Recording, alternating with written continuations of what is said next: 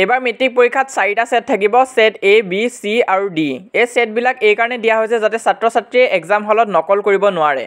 তো বহুতো ষ্টুডেণ্টছে মোক কমেণ্ট কৰি সুধি আছিলা যে এই কথাটো সঁচা নে মিছা। সেই কাৰণে আজি এই ভিডিঅ'টো লৈ আহিছোঁ। ইয়াত আমি এই কথাটোৰ বিষয়ে ভালকৈ আলোচনা কৰিম।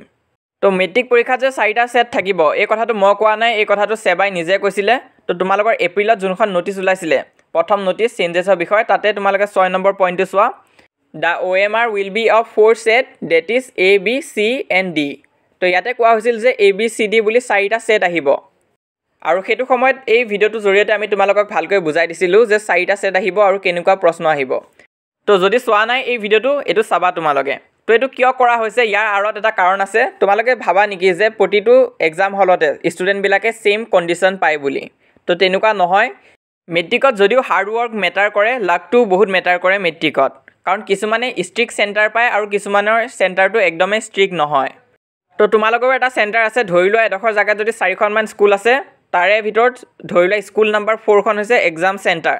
তেনেহ'লে এনে ক্ষেত্ৰত কি হ'ব, বাকীবিলাক স্কুলৰ ষ্টুডেণ্টছেও সেই চেণ্টাৰটোত এক্সাম দিবলৈ যাব। তো এনেকুৱা হ'লে কি হয়, কিছুমান ষ্টুডেণ্ট এনেকুৱা স্কুলত পৰি যায় য'ত বহুত ষ্ট্ৰিক্ট, একদম কথাই পাতিব নিদিয়ে।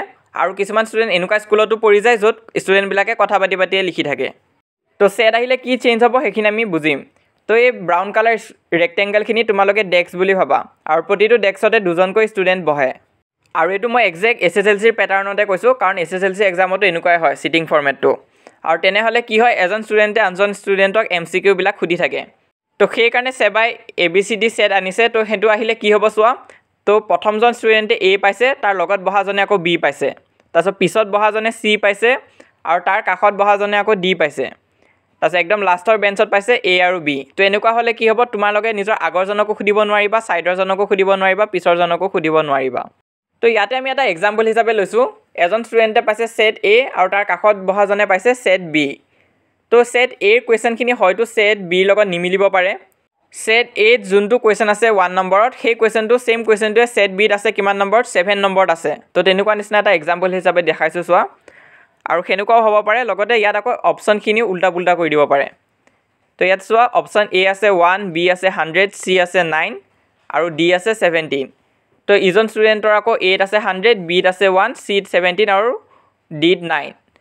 ধৰি লোৱা কুৱেশ্যন নাম্বাৰটো বেলেগ দিয়াৰ পিছতো যদি ষ্টুডেণ্টজনে গম পাই গ'লগৈ যে এই কুৱেশ্যনটোৰ এনচাৰ কি হ'ব, তে ছাইডৰ ষ্টুডেণ্টজনে যদি কয় A বা B, তেনেহ'লে এইজন ষ্টুডেণ্টৰ কিন্তু ভুল হৈ যাব। তো সেইটো এটা প্ৰব্লেম যোনটো তোমালোকে এক্সাম হলত ফেচ কৰিব পাৰা। বাকী একো প্ৰব্লেম নহয় সেট হোৱাৰ পৰা। তোমালোকে যদি নিজে ভালকৈ পঢ়িছা, 4টা সেট কি 10টা সেটো যদি দি দিয়ে, তেতিয়াও তোমালোকে ভাল নাম্বাৰ স্ক'ৰ কৰিব পাৰিবা। তো এই টপিকটোৰ ওপৰত ইয়াৰ আগত দিয়া ভিডিঅ'টোতো কিছুমান ষ্টুডেণ্টছে কমেণ্ট কৰিছিলে, লেজেণ্ডেৰী কমেণ্ট। তো ইয়াত চাব পাৰা তোমালোকে, ছাৰ আমি A বা B এইটো নুসুধোঁ, আমি ডাইৰেক্ট প্ৰশ্নৰ উত্তৰটো সুধিম।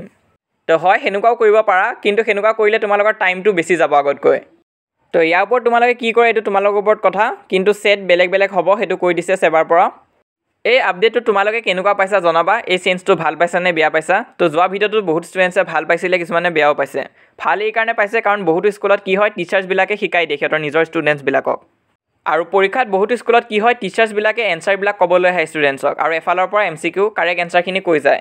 কিন্তু এইবাৰ তেনেকুৱা কৰিব নোৱাৰিব, কাৰণ চব ষ্টুডেণ্টছৰে এনচাৰ বেলেগ বেলেগ থাকিব। আৰু এনেকুৱা কৰিলে এটা কথা ভাল হ'ব যে ষ্টুডেণ্টবিলাক যি চেণ্টাৰতে নপঢ়ক কিয় চবেই ইকুৱেলিটি পাব। তো ইমান আছিলে আজি এই ভিডিঅ'টো ভাল লাগিলে লাইক কৰি দিবা।